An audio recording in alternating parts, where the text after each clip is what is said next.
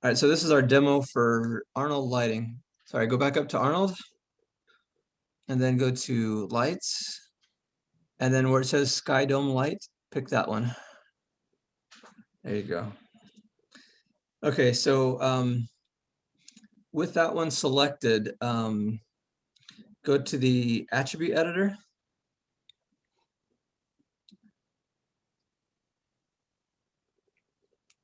Yeah, and click on at the top where there's a color checker box. Not the color not the color swatch, the color checker box to the right. There, go ahead and click on that, and then click on File.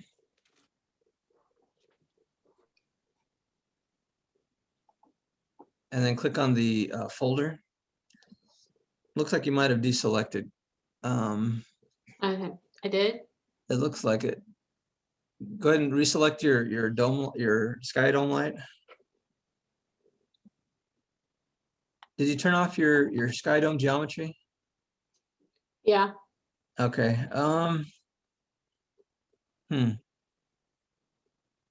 Okay. Do you have your outliner? Go ahead and go up to Window, the very top of Maya, and then go down to where it says Outliner.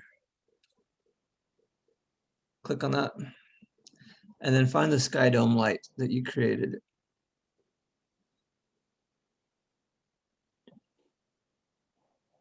There it is. Okay. Now go back to your attribute editor. And now click on that black triangle. No, not the intensity. Did you click on the black triangle? That was right. If you clicked on the black triangle, that's correct. I just thought you clicked on the one below it. So scroll back up to the top and click on the black triangle for color. There you go. And now click on the folder. And then choose your the image that you were using for your environment, for your sky dome geometry, with the the mountains and the trees and the sky or whatever. Is that it? It's either this one or this one. I'm All not right, sure. so one thing, you can see that that name is really long and kind of messy. There's a lot of stuff that doesn't mean anything to you. You want to be very specific in your naming. So go ahead and cancel that real quick and open that file up in a different folder, just your Windows folder or whatever, and name it something like sky underscore txtr, something very simple.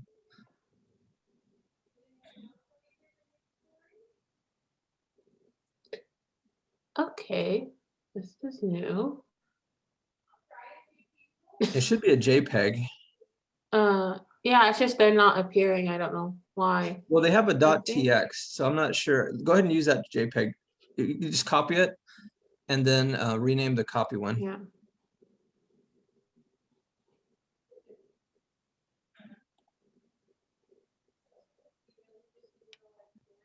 So everyone else is doing this too, right? You have you're finding an image file and you're copying it.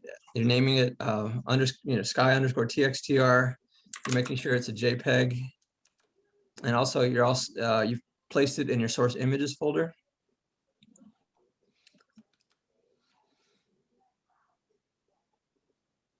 All right, go ahead and go ahead and close that, and then go back to your folder in Maya, and go find that one you just created, that copy.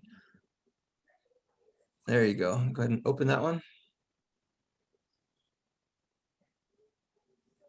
Okay, now go ahead and minimize your outliner. You still want it up, but just minimize it. Just click on the name outliner once, and it should, there you go. Now go back up to Arnold. And the first option is render. Go ahead and click render. Yeah, click on that. The very top one. All right. So that's what it looks like with the current sky light. And we're gonna modify the settings, but for now, that's what we're dealing with. So before we move forward, does anyone have any questions about what we've done so far? Does anyone need anything repeated or to get caught up? I'm still catching up. Okay. So where are you at, Nora? I'm just applying the image to the sky dome light and trying to get it to show up, but I haven't applied the image yet, so it's Okay. not really doing much.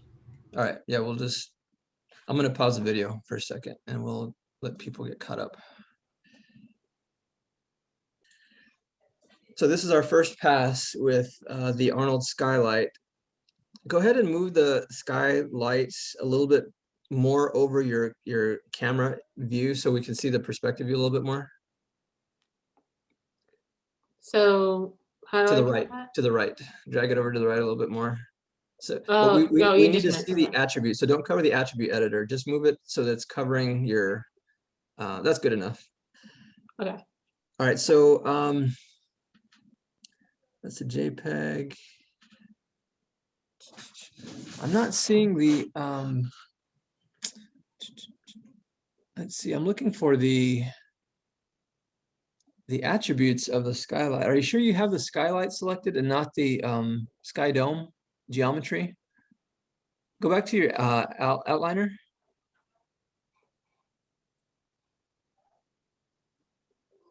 And sky dome light. Yeah, that's right. Okay. Try this. Deselect it and then reselect it. Do I just Just how click do I- nothing, like in the gray area of your perspective view. Now go ahead and reselect it. There we go. It's because we were in that folder. So, okay, that's what I was looking for is the options. Okay, so go to intensity. And actually, it doesn't look too bad, but I think you could probably use, so we're in the attribute editor again. You can minimize the outliner. Yeah. So the under color, the next setting is intensity. Let's set it to 5 and see what it looks like.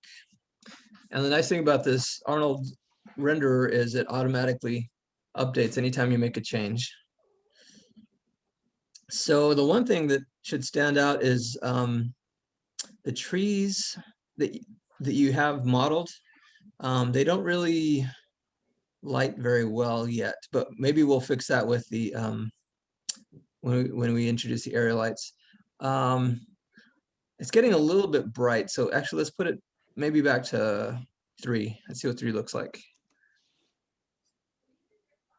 The grass in the sky dome looks really bright.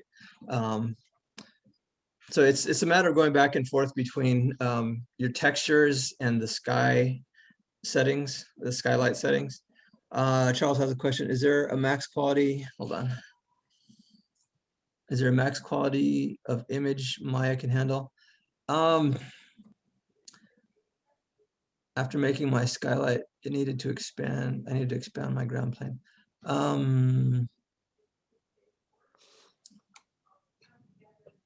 Yeah, you don't want to make it very big. And for the most part, I think you're because you're not really following the racers around a track. So I think you can keep yours pretty small, Charles. I don't think you want to make yours very big at all. I'm having trouble getting mine to show up. Did you so going to Nora's question, do you want to screen share real quick? Sure. All right, we'll be back. Right. Kat. I'll go ahead and stop. All right, go ahead, Nora. I don't know where it is. So you haven't see selected Sky Dome Light? Right here. Yeah. Let's see. Okay, go up to. Did you go to render up at Arnold and then say render view? Or click the first option. Yeah, go ahead and hit that one. Oh, gee whiz, it's showing up in a different tab. Let me drag that over. Okay. It is much too zoomed in. Well, first of all, something to point out is it's rendering your perspective view. So go in that view, you can see the purse, no, don't close it, keep it open. Purse shape, that tab that says purse shape, Yeah. just pick the camera that you want to render to.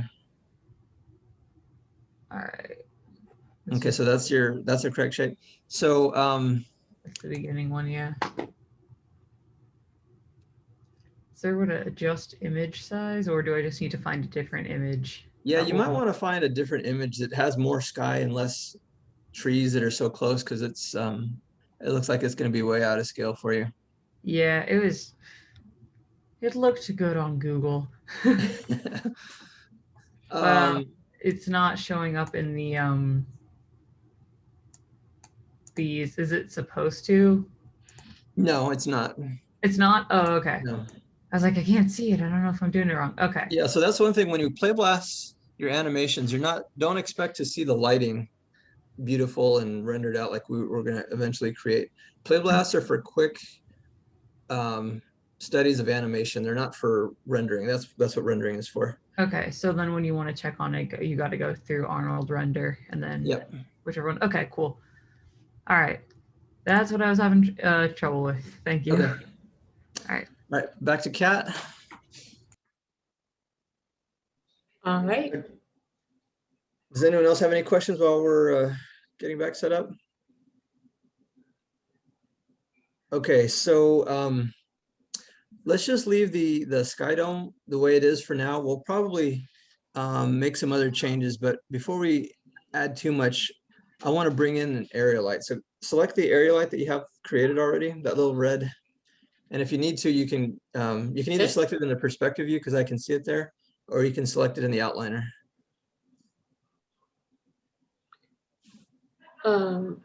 Where are you seeing this red So light? I'm looking in your perspective view, and to the left of the Triceratops, there's a little red box right That? there. Yeah. That's the berries. Those are berries? Yeah. Click on it. I thought that was the area light. So you don't have an area light? Oh, that's actually geometry. Never mind. Okay, so go up to Arnold. Oh, another thing, it looks like you're actually rendering from the perspective view also. So go up to Perp Shape in the render view and change that to your camera view. You have a camera created, don't you? I thought you had. I have 3. Yeah. Oh wait, I have them all unviewable right now because I have them restricted. Well, they should still show up in the. Huh. Go ahead and close your render view and go to the, what is that, cam 3 or the view next to the perspective view. Go up to the top and say show. That shouldn't matter. Cam unrestricted cameras, maybe. I don't know if that would make any difference. It shouldn't. Okay, go back up to Arnold and say render.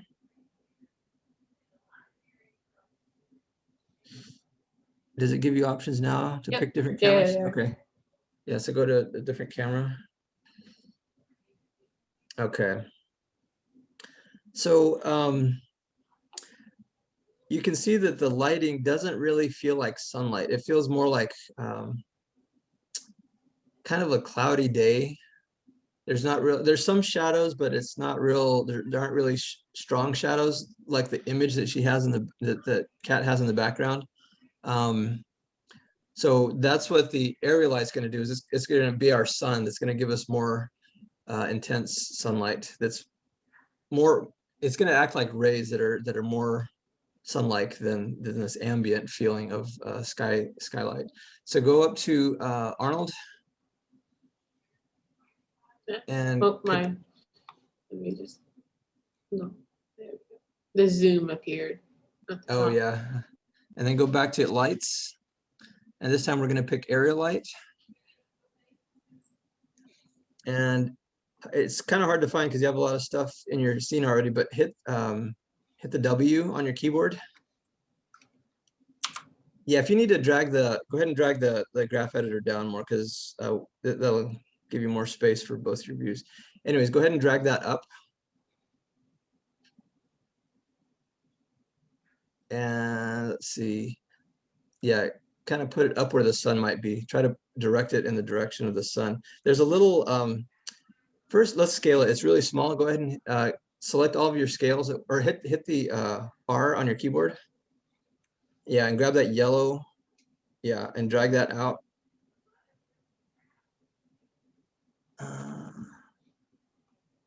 I don't know how big your scene is, but it's probably pretty big if you still can't see it. Go ahead and keep scaling. You're only at 4. Oh, I know what the problem is. Okay, it's actually there. It's just, it's not visible because it's not in the perspective. You go up to show to the, yeah, right there, and turn on lights. Where is that top half? Yeah. Oh, there, You right there. just passed it. Yep. Okay, now you can see that it's there's a, it looks like a flat umbrella with a little handle sticking out the side. So rotate it until that handle is pointing downward or in the direction that the sun rays would be pointing. So that's up. You want to point it down. Oh. There you go. All right, and go ahead and go to the attributes for the, you know what, drag it up higher because we need to make sure that it's high enough to influence the trees as well.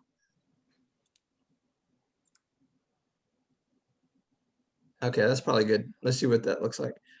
So go to the attribute editor for the area light. Set the intensity to 5.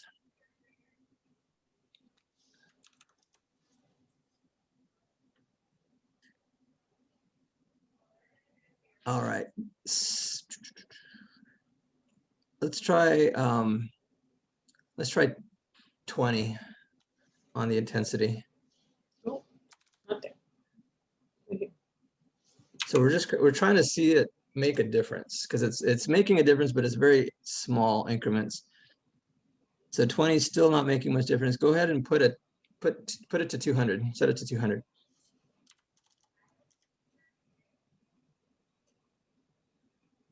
Wow, that's still not making any difference.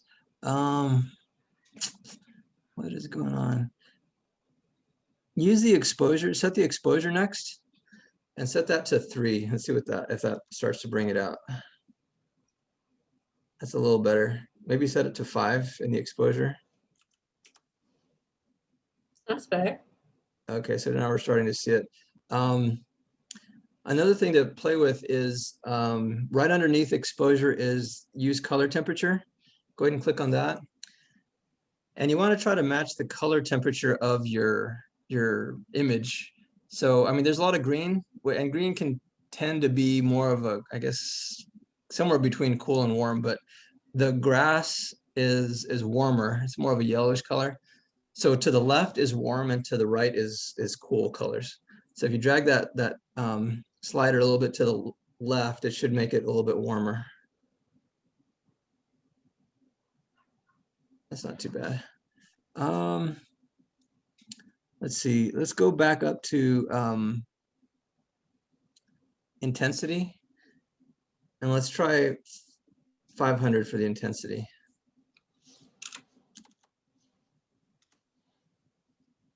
There we go.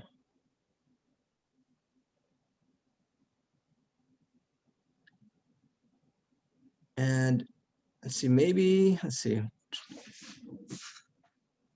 Another thing you can play with, depending on how it casts the shadows and what it looks like, you might want to change the light shape. Right now it's a quad, which is basically a square. You can change that to a circle or a disc, I guess, and see if that makes it feel more natural. It depends on what you're looking for. Go ahead and select light shape for a quad. And hit disc. And it may not even make a difference. If it doesn't make any difference, you can leave it as quad.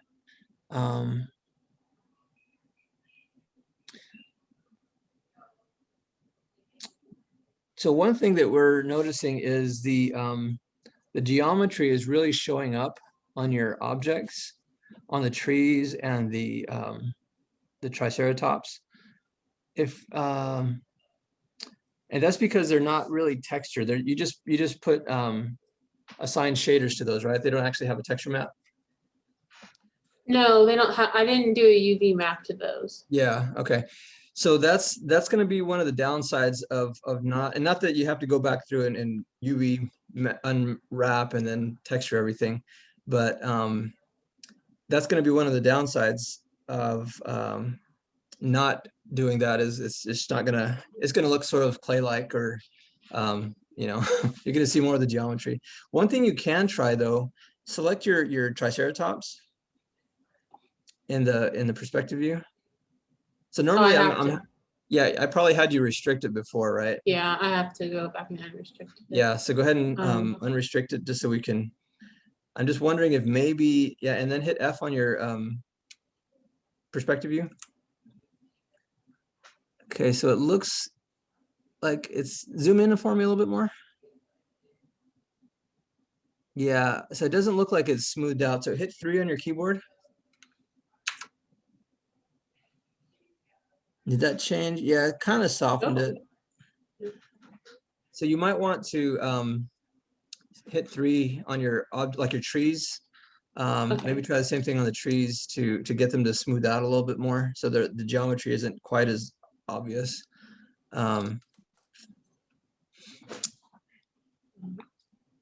So we just created sky dome light and an area light, and typically, you know, for this basic assignment, I would have students create I would use the area light as our main key light, which is our sun, and then I would have them create a bounce light or a fill light. So if the sun is coming from above, the fill lights or the bounce light is what bounces off of the ground up onto the bottom side of your the ground side of your triceratops and your trees. So let's go ahead and then the last one I would create is a fill light. I'd have the students create a fill light. I'm not a fill light, I'm sorry, a rim light, which kind of lines the silhouette a little bit. So let's at least make a fill light. Oh, the other thing I wanted you to do is make sure to name your lights. So zoom out in the perspective view again, and select your area light up above. There it is. And then rename it key light.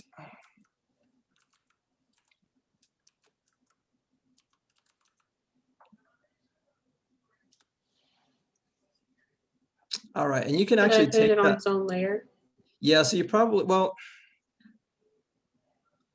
I don't really know, because in the past I've always used layers for lights, and it's really convenient. You can turn them off and on and see how they influence. But I believe when I was showing you all the, I made the videos last time for the area light or the Arnold lights, they don't turn off with layers, so it was useless to put them on layers. Yeah, don't worry about layers for now, but go ahead and duplicate that area light. Just hit Control D. And then drag it down the duplicate, and you're going to rename it fill light, F-I-L-L.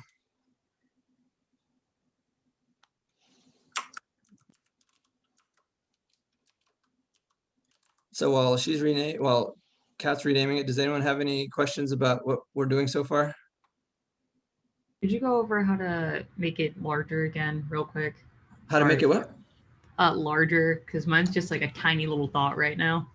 Yeah, so most likely if it's just a little dot and you scale it and it doesn't scale, it's because it's not being shown in that view. So go up to the show, either in the perspective or the camera view, probably not the camera view, but in the perspective view, and then turn on your lights, and you should see it appear there. All right, cool. Thank you. I was like, something's wrong here. Yeah.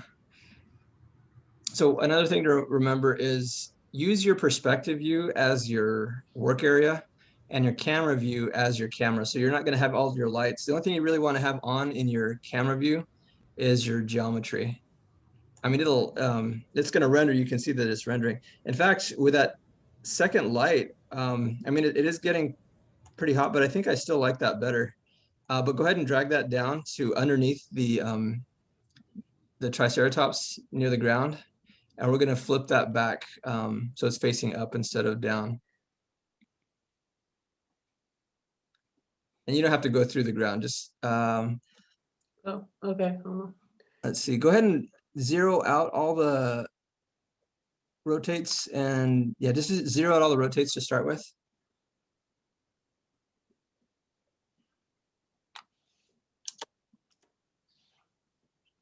Okay, now rotate it just in the rotate X, 90 degrees. That's Z. Oh, it's No, you. just the rotate X by itself, not the other ones. So go ahead, yeah, hit 0 and then just select the rotate X by itself and hit, it's either -90 or 90. We'll see which one works. We just want that, there you go, that's what we wanted. Okay, now drag it down a little bit so it's just above the ground, but not, yeah, just above, yeah, a little bit more. There we go, something like that. Okay, so that's way too bright. So let's go back, go to the attribute editors for the fill light. And let's bring the intensity down to like 100 or maybe even 50.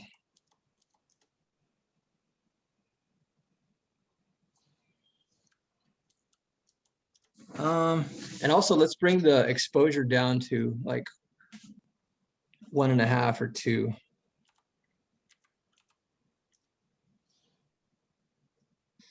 That's better, yeah.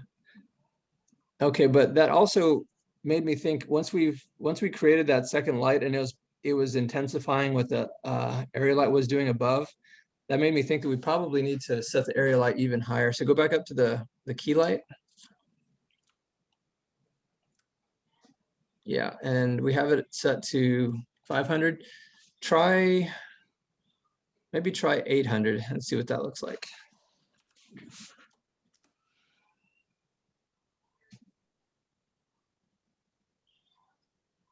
Oh, your trees are showing up better. Mm-hmm. Yeah, so essentially, I mean, and I wouldn't say that this is perfect, but it's come along pretty well. So it's just a matter of continuing to play with the settings, especially between the intensity and the exposure. You're going to get the most change with those two, especially exposure. Exposure will really make a hot spot quickly if you set it too high. And then the color temperature, you can see as we dragged it to the left, it was warmer. If you drag it further to the right, it's going to be cooler.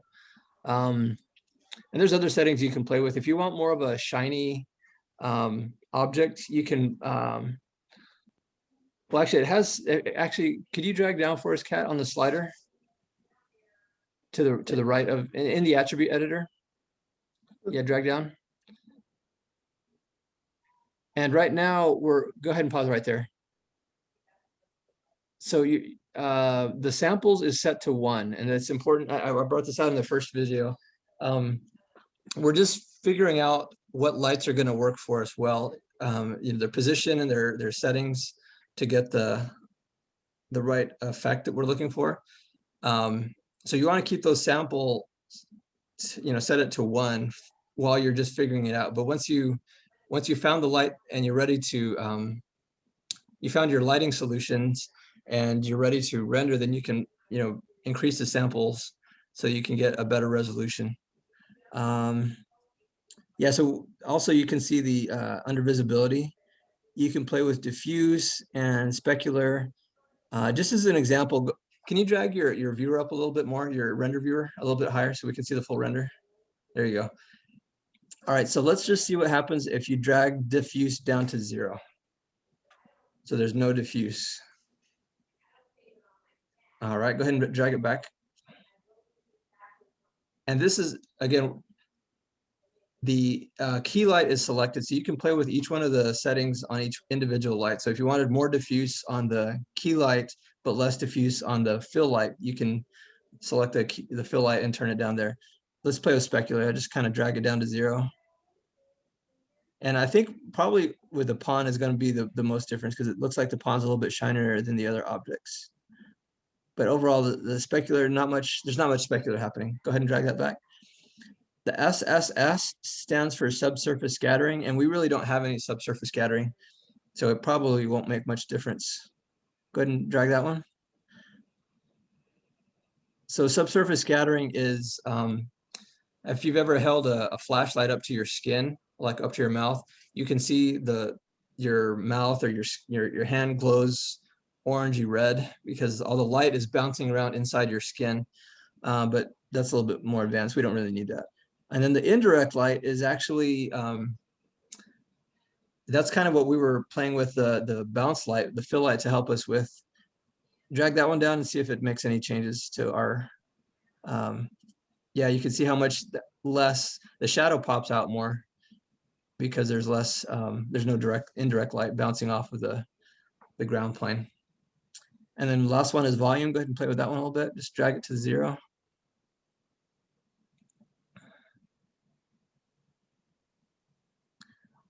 And I don't really see a lot of change there.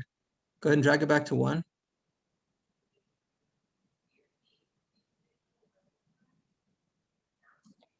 Yeah, so maybe you don't even need to mess with the volume settings, but so we have the key light, the fill light. Let's make one more light, and this will be the rim light. So duplicate your key light again, and we're going to focus. A rim light is generally focused just on the main character or the main object that's in your scene. And we're going to call this one the rim light. So you don't want to rename it there. You want to rename it in the channel box.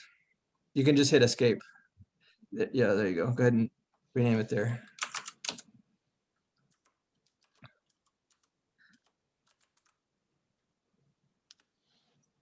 All right, now yeah, drag it down close to the Triceratops.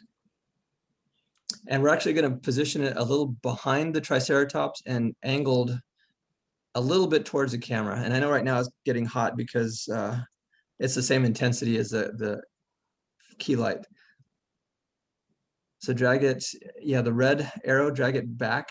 Yeah, you can drag it. Yeah, there you go. And then drag it back. Yep. Now rotate it. Actually, drag it a little bit more to the left because we're going to scale it down quite a bit. You're dragging it to the right. We want it to the left. So it's like right behind the Triceratops. That's good right there. Okay, so now let's rotate it in the, I believe it's the y-axis. The green should be the green circle. Go ahead and hit the rotation icon, or just hit E on your keyboard and grab that green, yeah, and drag it up. Not too much. We don't want it directly facing the camera. Maybe at 30 degrees to the camera. In fact, I can see that you've dragged it the other direction. Drag it facing the camera. You're turning it away from the camera.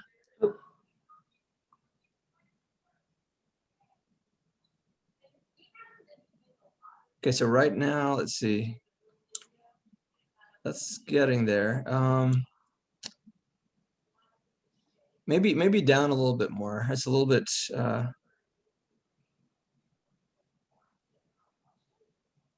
little bit further.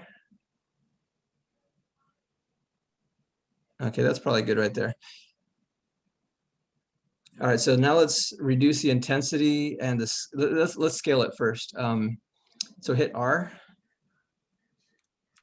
Or yeah, hit the button and then just scale it down.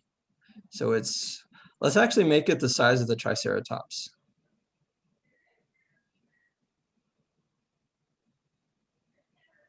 There you go. That's probably good.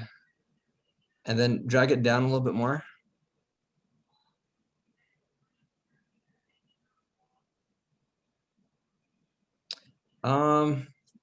So one thing that it's doing, it's making a really bright hotspot on the ground, and we don't want it to influence the ground at all. We just want it to influence the Triceratops. But before we do anything else, let's go to the attribute editors, and we'll come back and change its influence on the ground. So with a rim light selected, go back up to intensity and change it to like maybe 50 or 100. And that might still be even too bright. So from this camera view, it probably needs to be rotated also a little bit more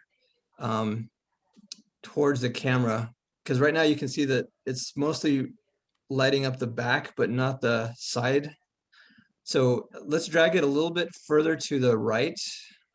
Grab the green arrow and drag it a little bit further to the right. Just a little bit right there. Now let's rotate it. And you're going to rotate it. Yeah, grab that one and rotate a little bit more towards the camera. And maybe a little bit down also. Grab the red circle and drag it down a little bit. Something more like that, yeah.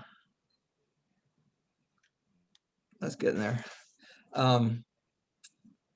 Let's see, exposures at 5. I'm tempted to actually lower the intensity and increase the exposure. Let's see what that looks like. Maybe make it 40.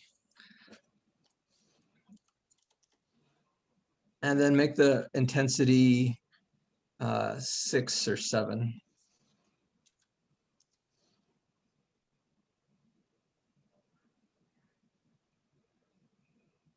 Yeah, that's kind of doing what I want it to do. Okay. So we want to turn it off the ground so it's not influencing the ground. So with the light selected, go up to window, the very top of Maya. And then go to relationship editors. And there's one that's called light linking. Go to light linking and go to the, yeah, and then say light centric since you have that light selected. Okay, so yeah, go ahead and make the selection bigger, or the window bigger so we can see. And actually, go ahead and grab the ground. This might be easier. You might need to unrestrict the ground so you can select it. Oh, I think you turned it off. There you go. Right.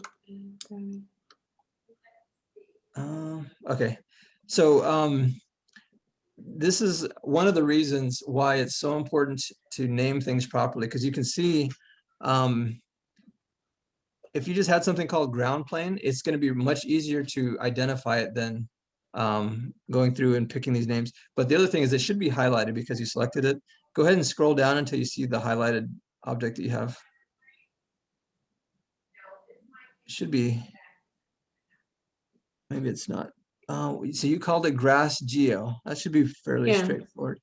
So is it alphabetical? It looks like it should be alphabetical. So it's probably in the middle of the alphabet. When I imported everything, it did this C Garmin everything to me. I'm still slow. Right. I'm still slowly going through and fixing everything. Let's see.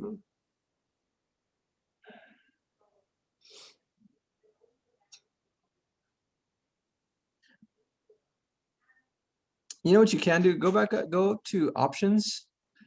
And if you have your ground selected, maybe it'll let you. Oh, there it is. There it is. Okay, good. Go ahead and select that one. Oh, actually, I'll say just you identify it. So you know where it is now. Go ahead and select your rim light. And then uncheck, or now, yeah, select the grass geo so it unselects it. Unselect the grass? Yeah. So click on it once and it should unselect it. Okay, so as soon as Kat selected that grass and it unselected it, it's no longer linked to the rim light. Go ahead and reselect it. In fact, before you do that, move your light linker, the window over to the left so everyone can see the difference. Okay, now go ahead and, yeah, there we go. Now click on the grass geo again, so it's linked.